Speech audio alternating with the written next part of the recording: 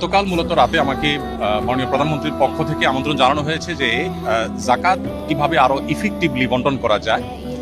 বাংলাদেশে জাকাত কালেকশনের যে অপার সম্ভাবনা আছে সেই সম্ভাবনাটাকে ব্যবহার করে দারিদ্র্য বিমোচনে জাকাতকে প্রত্যক্ষভাবে কিভাবে এঙ্গেজ করা যায় এবং আরো সফলভাবে জাকাত ব্যবস্থাপনা করা যায় সে বিষয়ে পরামর্শ এবং মত বিনিময়ের জন্য তিনি আমাকে ডেকেছেন এবং একান্ত মিটিংয়ের জন্য আহ্বান করেছেন।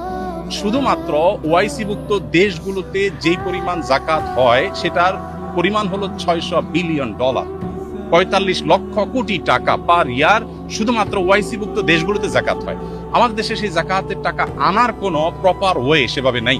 তো আমরা প্রস্তাবনা দিয়েছি যে যদি সেটাকে আনার ব্যবস্থা করা হয় তাহলে আমাদের জাতীয় অর্থনীতিতে এটা ব্যাপক ভূমিকা রাখবে ইনশাআল্লাহ, এবং সেই সাথে দরিদ্রকে সাময়িক কিছু টাকা পয়সা দিয়ে তার দারিদ্র্য আসলে দূর করা যায় না, বরং তাকে আইদার স্কিল ডেভেলপ করে দেওয়া আর না হয় তাকে স্বাবলম্বী করার কোনো একটা প্রসেসে যাওয়া, যেটা আমরা সুন্নাহ থেকে করছি।